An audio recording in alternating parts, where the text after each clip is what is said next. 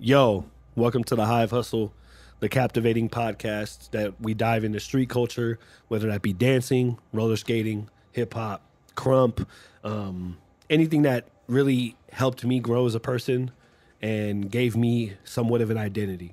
It's official now. The Hive Hustle podcast about to sit you down. Go and fix your crown. This ain't a grain of salt. Pick your brain and thoughts, even through a major loss. Still remain a boss. Today, I got my boy Jam with me. I've known him for a while. We met in Vegas in the dance scene. I have wanted to have a conversation with him for a minute. I look up to him. He's inspired me tremendously when it comes to dancing and his training level. And thank you, man. Thanks for having a conversation with me. Thank you for having me, bro. I'm excited. Definitely. And just to give you a background, I'm not sure if you do watch the podcast or listen, but Hive Hustle is specifically about cultures that like inspired me. Obviously crump, obviously roller skating, obviously graffiti, hip hop. Those things raised me. I grew up on the east side of Vegas, and if it wasn't for somebody teaching me how to wave when I was 13 years old, I probably wouldn't be where I'm at right now. Same thing with graffiti writing. So you obviously are a big part of the Vegas dance scene and freestyle scene and performance scene. So obviously I had to have you, man. Well, I appreciate that, bro. Definitely. It's really cool to see your progress over time, you know, because we met some years ago. It was probably like 2015? I think it was because I moved to Vegas in 2015. Yeah, I remember. So I'm pretty sure it was Because like it was around the district when we were practicing Flamingo and Durango, Yes. right? Yes. Yeah, so like Neon, Sayo, like all of that. Yep. That's when you started coming out here, Yep. right? Yep. And so- 2014, I think, was like my first time battling out here. Mm-hmm. And then I moved in 2015, and then yeah. Got you. Yeah. Okay. Well, hey, that leads us right into it because ultimately we're here to get to know you. We're here to have a conversation and really see like who you are.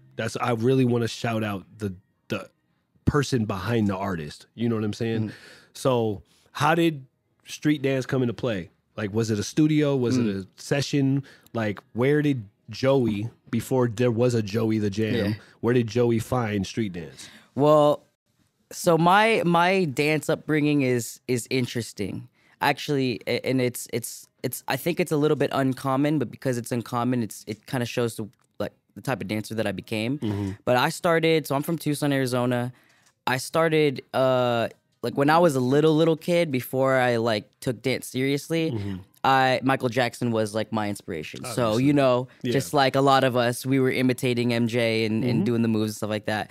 And my brother also was a b-boy. Okay. So he, you know, I used to hang out with him and his friends, and you know, I never was like really learning. I just kind of was there watching as like a little kid, just like a fly on the wall. Yeah, you know, because I didn't, you know, I just like to watch them. And, you know, I would maybe mess around a little bit, but it wasn't like I want to be a dancer at that time. I was like, and this was like when I was like maybe like 7, 8, you know.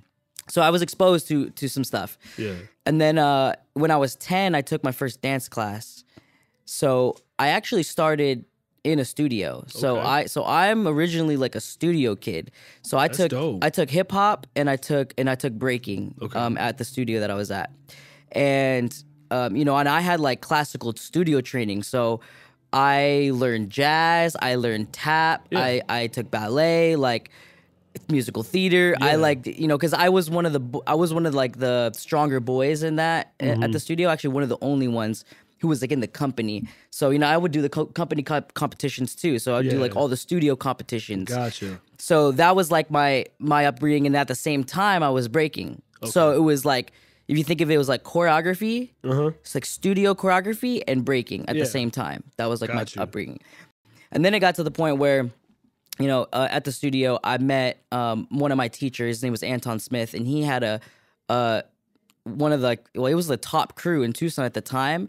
They were called the Human Project, and so I've heard of that. Yeah. He was our company teacher for the hip hop, and then he loved me and my sister, and he was like, "You guys should like audition for my crew." So we auditioned for the crew, and that was like my entrance into street dance. Okay. Because at first it was just all studio stuff and learning how to just be like a dancer. Yeah. And then once I joined the Human Project, I was exposed. And this is the cool thing about this crew is that we were exposed to popping, locking. We had a separate breaking crew in the crew, whacking, house, like literally every style, in small quantities because the crew that wasn't necessarily like experts in any of these styles, but we were taught them. We were exposed to them. Ultimately, I don't think that's the same thing with Prodigy. You know, like when K, not many people know this, but when Kay first started Prodigy at Summerlin Dance Academy, before there was even a Prodigy training center, like a lot of us freestyle dancers told her, like, hey, bring us in. Let us teach your kids. Yeah. And she did it. And that's why a lot of the Imanis are who they are right now. Absolutely. A lot of the Reeses are who they are right now. You know what I'm saying? A lot of the different people, because a lot of the OGs were brought in. And that's how I personally feel the street culture gets into the studio. Oh, yeah, because absolutely. if we don't go in there and we're from the street, then they're not, my personal opinion, they're not getting the essence. Well, no. You know? I mean, in the studio world, they don't know anything about what we do. So it's crazy how much they don't know. No, and the thing is that they actually do want to know, but like you said, it takes us who are a part of it to come in and teach them. Yeah. They have to learn. I had to do that with Crump since 2009. Right. Because Two Night Street Dance was the first street dance studio in Vegas, if I can recall. And JoJo gave me an opportunity, and he was like, I want you to teach Crump. And that was the start of a shift in Vegas Crump, because we were always dancing on the streets. And then when they seen, like, okay, these guys could actually get together, they allowed us to dance in the studio. Yeah. They allowed us to rent it out. It just built the movement. So, and that's where we're at now. Yeah. But that's dope, man. So you started out in a studio. Yep. You ended up like on a competition team, and then obviously on a street team. That's cool. Well, now, like, obviously that was when you were a teenager. Yeah. You're a full-fledged adult now. So where are you now in your career? Like, obviously we know you have hybrids. We know you have Level Up. What's the mission behind those, and what's the reason for them? Yeah, so Hybrids is my crew. Me and Reese, we founded it in 2017. Okay. So we've been around for a second, but we've kind of been under a little bit. It's just been like me and him for a while. That's comedy. Swarm Brand started in 2017. Yeah. too. Oh, that's crazy. Yeah. Nah, the synchronicity is wild. Crazy. That's cool. Yeah, man. So, I mean, a little backstory behind like what Hybrids is and like why we started it is, in 2017, Reese and we auditioned for Jabberwockies. And when we, in their audition process, they do a choreo side and breaking side. Yeah. So, and then the way they rate it is like out of stars. So, like, if you really rip it, it's like 5 stars. And then, like, depending on your levels, like, they'll give you a certain star. Yeah. Well, we did both breaking and the choreo, and we got 5 stars in both. So, when that happens, they call you 5-star hybrids.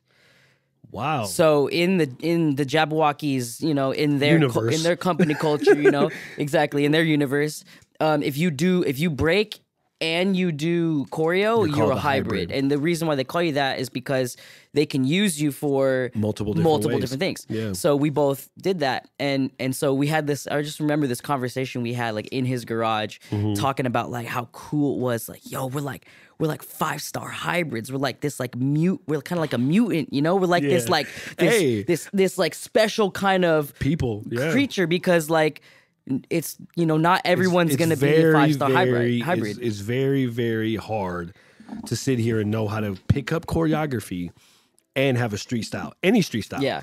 I suck at choreography. I will say it I told you, I said, look, I'm never gonna be a hybrid because I don't want to learn locking. I'm saying we it did on have wax. that conversation. I'm saying it on wax. We did have that conversation. I love their crew to death, and I would love to be a part, but I'm just not gonna learn it. Yeah. So, and that's fair. And that's my thing, is that's why I love you guys, because everybody in your crew is legitimately like they live that. Yes. And so that's like the overall essence of what our crew represents. And it goes deeper than dance. Like on the dance side of things, we're hybrids because we do many different styles, and we do them well, and we do them with authenticity. Like we don't dabble. Yeah. When we learn a style, Yep. we take time to understand even the culture Yep. of those styles, where they come from, and what it means to even represent that and do that. And that's on the dance side. But outside of the dance thing, you know, what it means to be a hybrid is being multifaceted. You know, it even goes down to like our DNA. You know, a lot of us are hybrid humans. You know, we're not just like one ethnicity. We're like a mix of different of people, right? Yeah. So even down to like our core as people, we're hybrids, and so we represent the idea that we are all more than just one thing. Just like you're a dancer, but you're not just a dancer. You're an entrepreneur. Yeah. You're a businessman, and that's what you're a graphic designer. You're multifaceted, and that is the idea of hybrids. And it's not even specific to just, you know, I think everyone is a hybrid in some way. And we like to shine light on like the beauty of being multifaceted as humans, and like excelling and expressing layers to ourselves. all the layers of ourselves. Yeah, and that's a crazy nugget, because like in reality, everybody has layers to themselves. Like a lot of people don't even understand, like my whole crump style is based off of layers. Like I call it lasagna. I'm Italian, obviously. Crump lasagna. If you feel me. Delicious. So don't even start. I'm hungry. I ate lunch earlier and I'm still hungry. But look, like you got cheese, meat, noodle, cheese, meat, noodle, cheese, meat, noodle, and it's just stacked, and it becomes this great meal that you eat, right? Same thing with like dance. Like you're gonna hit your feet, you're gonna hit your chest, you're gonna hit your arms. You're gonna layer everything until it becomes something beautiful.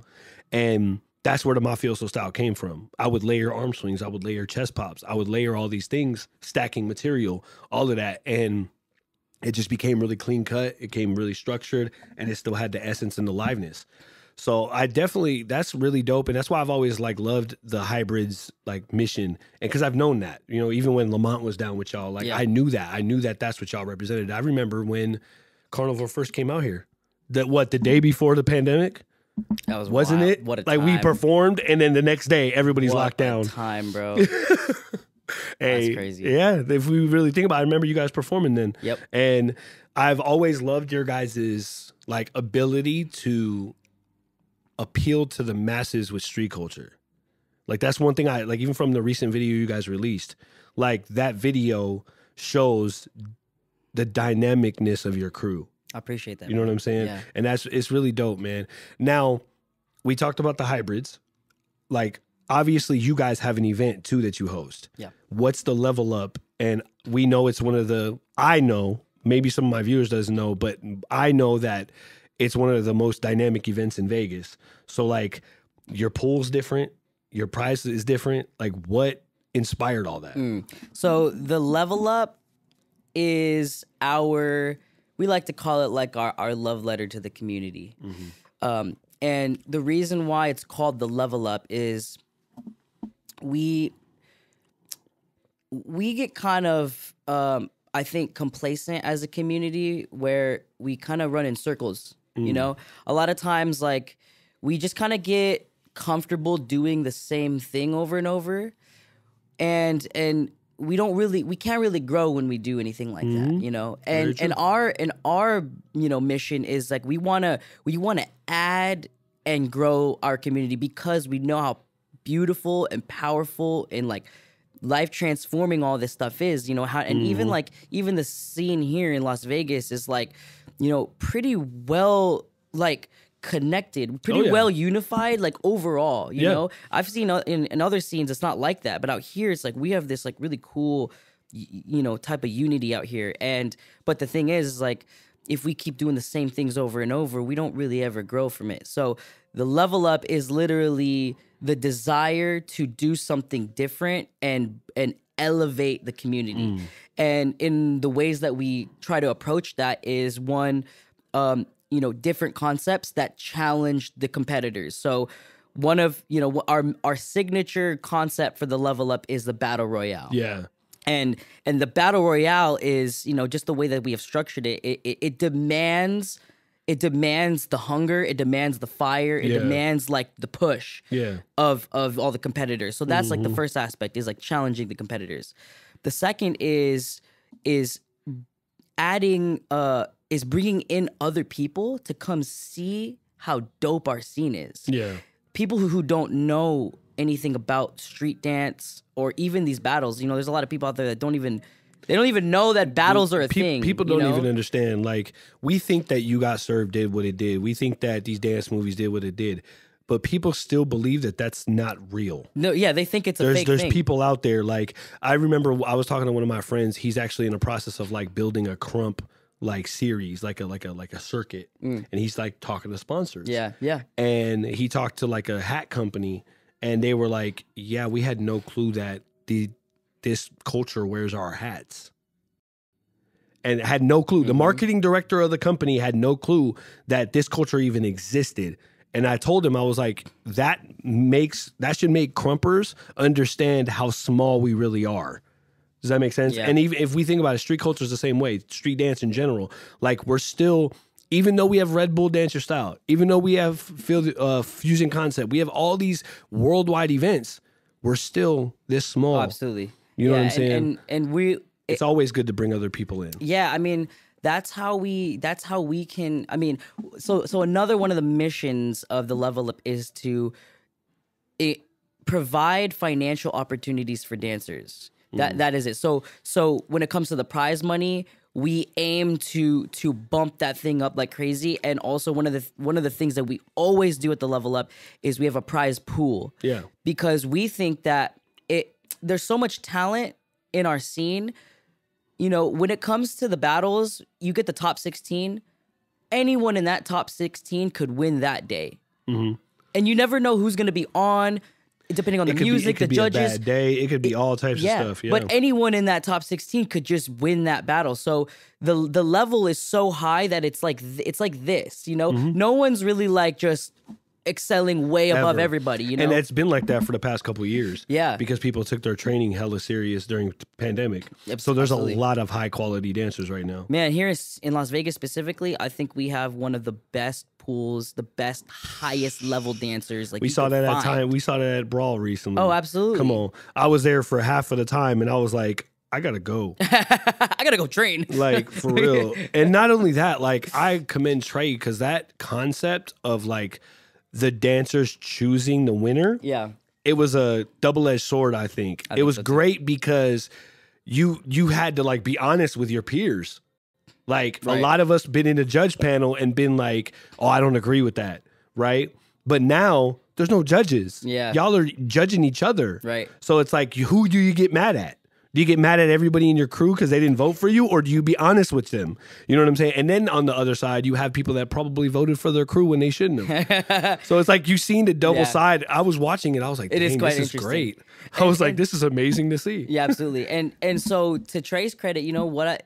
Going back to like our mission for the Level Up is like, he's doing something different. Yep, everybody, you have to do something different. You're doing something different. You're at. It's not just the same old thing all the time. And you know, and it's not to say that like just doing a regular battle. The formula works. Yeah, you know, the formula's cool. Like you said, and it's fun. We do the same thing over and over again. It's insanity, bro. We can't expect different results with the same thing. You know what I'm saying? We're gonna get the same thing over and over. And so for the Level Up, we just want to elevate. We want to elevate the competition. We want to elevate the prize. We want to elevate the community itself by bringing other people in that don't know about it to see it. We want to elevate, you know, and also to the sponsor thing. You know, we're sponsored by EOS Fitness. Yep. We were sponsored by Red Bull last time. Yep. You know, we want to bring these brands in that don't, like you said, don't really know about our community, to show them like, yo, look how dope this community is.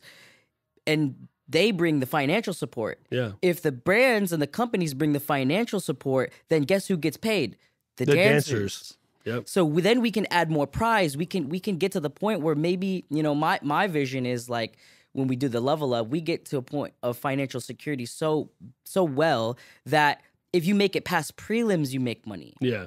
And I think you guys did that last time. We did. Was it top 8? So the last time it was a top 16, and the top 16 got t-shirt. They still got a prize. Yeah, and that's what I meant. So it's like maybe not prizes. Cash, but like if you made top 16, you got a t-shirt. That's dope. Exactly. That's dope. Exactly. At least you got your money back that you paid to get in. Exactly. And that's something that as a dancer is a good feeling. Hey, I didn't make it past top 16, but I still got this shirt. You got something. I got a memorabilia of where I was at. Absolutely. And then the top 8, I think the prize that we did was 50. So if you make it past the prelims and you win one battle, you already made your money back in some. Your ROI is nice. Yeah. You know what I'm saying? I mean, that's a good trade-off. Like if you're confident in your skills, you pay $20 or $30 to get into the event, and then you win 50. Hey, I made $20. You know what I'm saying? And this dancing for 2 minutes. And this is like on the the low scale. Yes. Yeah. This is the low scale. It could be higher. It's gonna be higher. We could have a $5,000, $10,000 pool. It's gonna be higher. That's the vision. That's the vision for the level up. We want to elevate this thing. We want to bring new people in to see like how dope we are, so that we're not extracting money from ourselves. Us. Yeah. And the money all we're doing like is cycling it together. But there's no new money. We're not growing. We're just going like this. We want to go like this so that it can go like this. Yeah. That's raise the roof, y'all. Well, hey, real quick, we're gonna be right back after this commercial break. We appreciate y'all. Tune in. It's official now. The Hive Hustle podcast about to sit you down. Go and fix your crown. This ain't a grain of salt. Pick your brain and thoughts. Even through a major loss, still remain a boss. Resonate with greatness. Celebrate creators. Ain't no blanket statements. Elevate and claim it. So amazed, I'm making the way for those in need. Mold the lane, showing change in the growing me.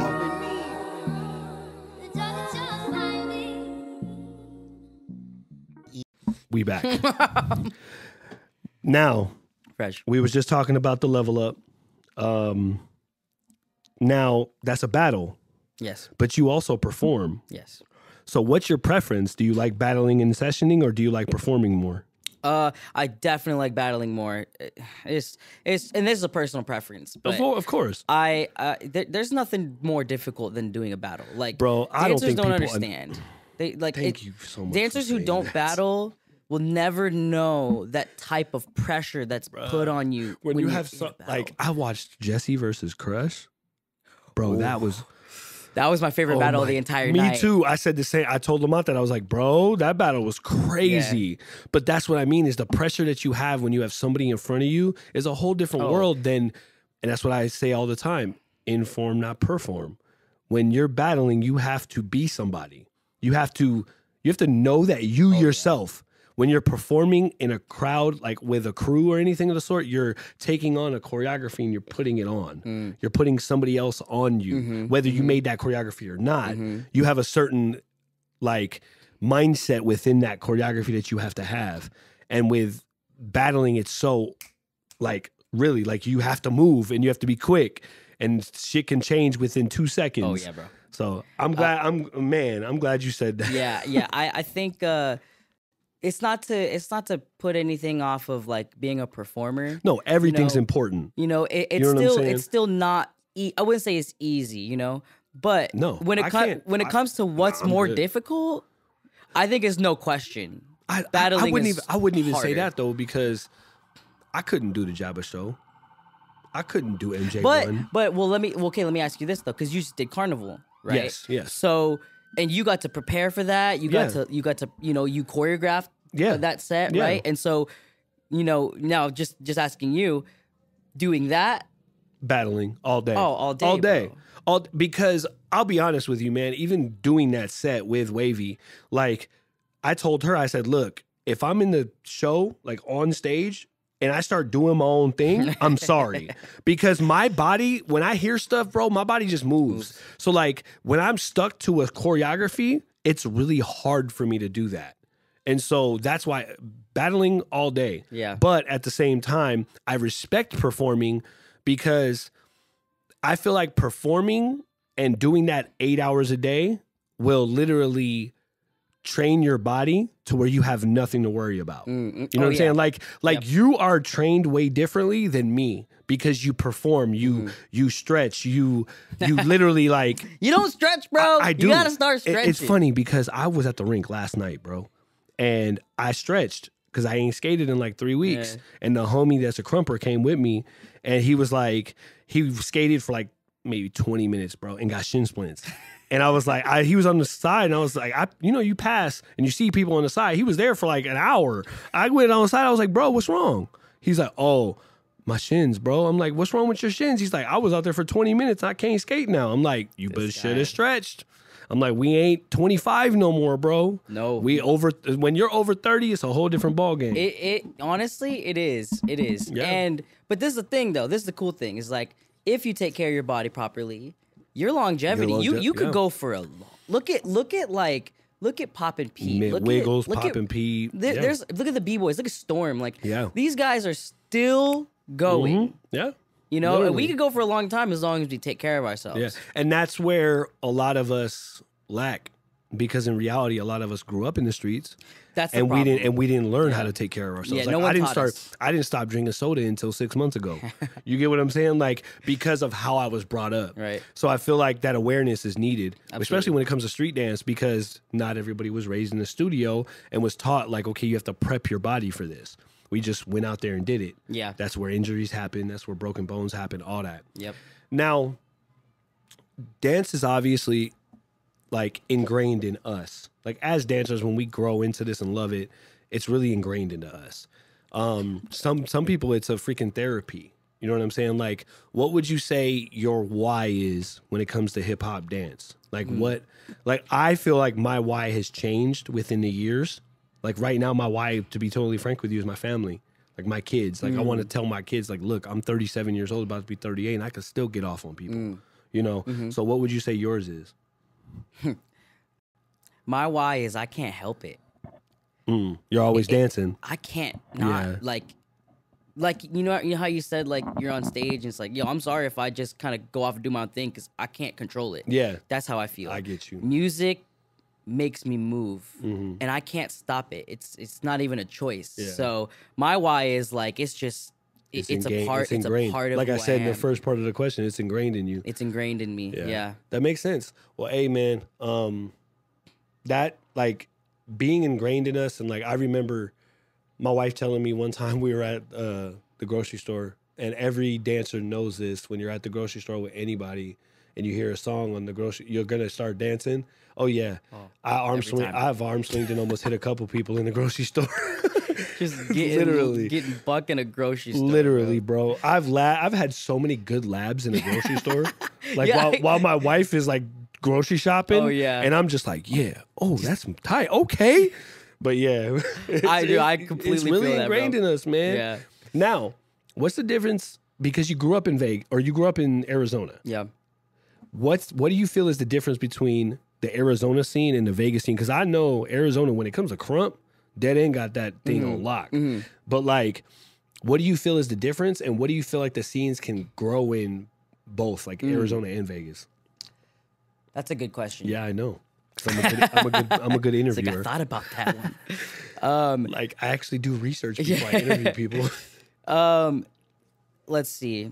So in Arizona, let's just say this first. Arizona's a smaller scene. Really? Yeah. Oh, I feel like it's bigger. No. Vegas is way bigger. Okay. The amount of dancers that exist here is Really? You can't. No. The fact that they're that active out there in AZ with the smallest, that's crazy. So I wouldn't say that they're small, but they're definitely smaller than Vegas.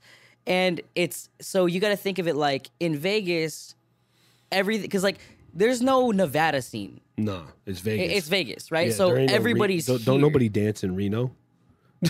and if they do, we don't know about they're them. doing the scooting boogie. Literally, like, they're at Stoney's. Which, no offense to country music, because my wife loves it, and I go to Stoney's all the time.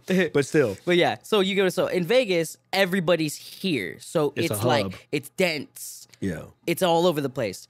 In Arizona, there's the scenes are split up. So you have the Tucson, Phoenix scene, yeah. you have the Tucson scene, and you have a small Yuma scene. And so things are like the community itself is a little.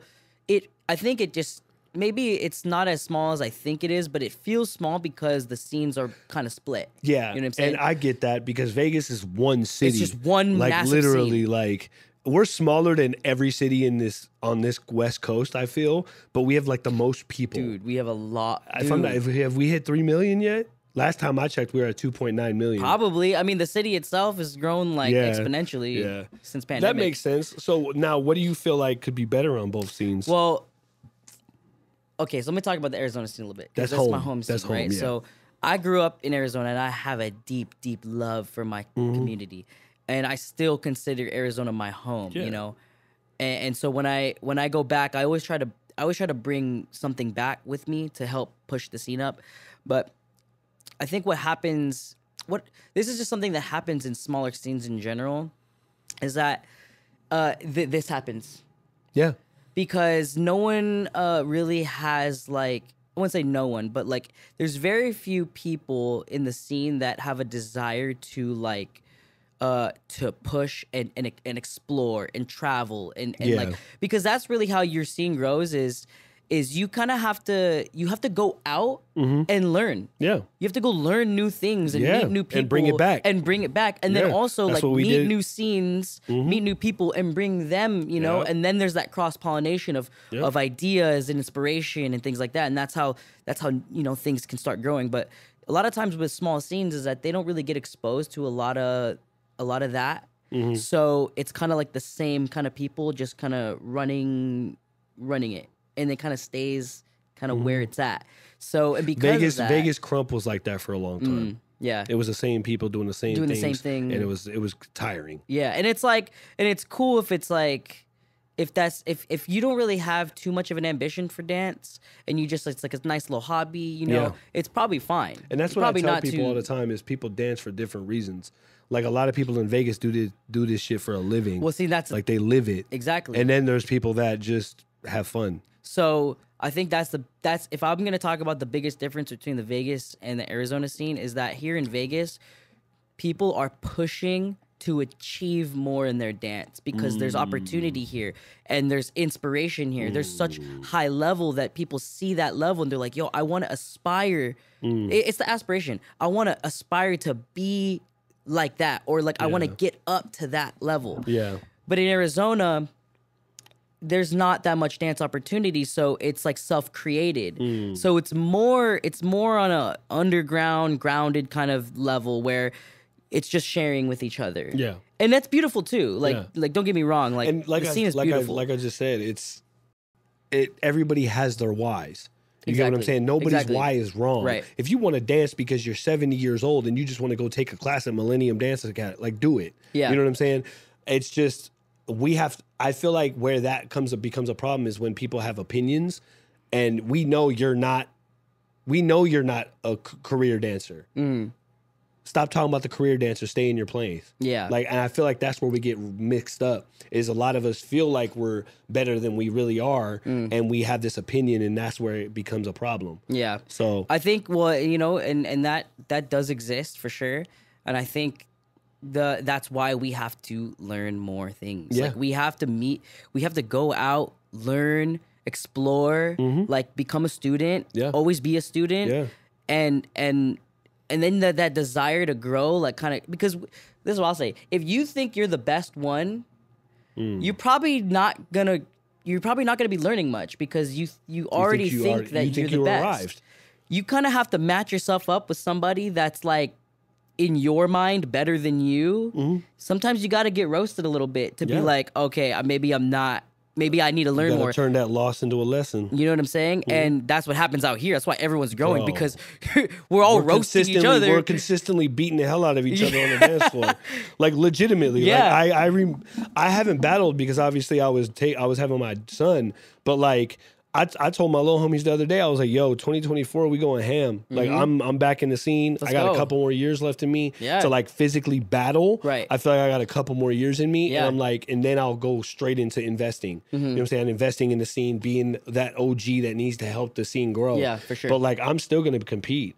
But, like I said, the level of competition out in Vegas right now, oh yeah, best believe I'm gonna be labbing. Oh, you have to. Like you can't go to like, and there's so many events happening every week that it's like if you're not dancing every week, we know. It's back in the days where Crump was like everything's changing every week, where there's weekly sessions and there's weekly things going on. Yeah, if you come to the session, if you come to the event doing the same thing, we gonna know. Yep. And that's what man. Ooh, I could talk about that for days. Yo, real quick, we're gonna take a commercial break. We're gonna come back and we got the final section. We appreciate y'all and tune in.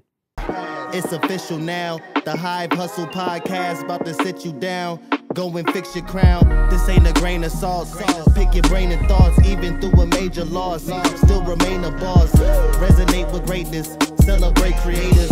Ain't no blanket statements. Elevate and claim it. So amazed, I'm making the way for those in need. Mold the lane, showing change in the growing me.